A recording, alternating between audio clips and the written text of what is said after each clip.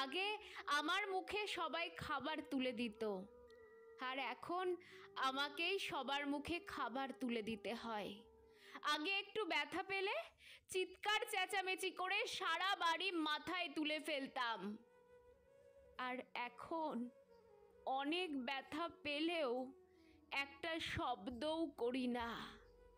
আগে হাসার জন্য মা সারা দিন বকতো, আর এখন কাঁদতে গেলেও ভয় হয়।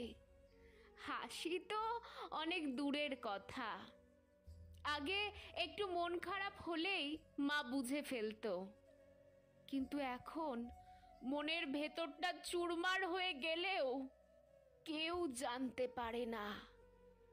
আগে নিজের পছন্দকে অনেক বেশি প্রায়োরিটি দিতাম, এখন অন্যের পছন্দের ওপর আমাকে ডিপেন্ড করতে হয়।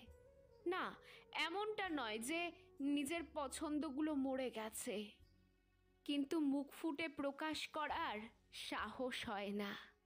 আগে ঘুরতে অনেক ভালো লাগতো, এখন একটু সময় বিশ্রাম নিতে পারলেই খুশি। আগে গান গাইতাম, কিন্তু এখন কথা বলতে গেলেও হিসেব করে বলি। কে আবার কোন কথাকে ধরে বসে থাকবে বুঝতে পারি না। আসলে এখন আমি বাড়ির বউ হয়েছি, তাই সবার মন জুগিয়ে চলার দায় এখন আমারই। আগে ভাবতাম বাইরের জগৎটাতে অনেক শান্তি, কিন্তু এখন বুঝি মায়ের আঁচলের নিচেই শান্তিতে ছিলাম। আগে ইচ্ছে করলেই মাকে হুটহাট করে জড়িয়ে ধরা যেত, আর এখন জড়িয়ে ধরতে ইচ্ছে হলেও অনেক দিন অপেক্ষা করতে হয়।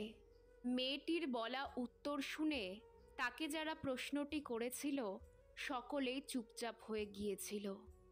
সত্যি, বিয়ের আগের ও বিয়ের পরের জীবনের মধ্যে অনেক পার্থক্য। সমাজ এখন অনেক এগিয়ে গেছে। কিছু মানুষ বলতেই পারে মেয়েদের এখন সেভাবে দেখা যায় না, মেয়েরা এখন অনেক উন্নত। না, সব ক্ষেত্রে নয়।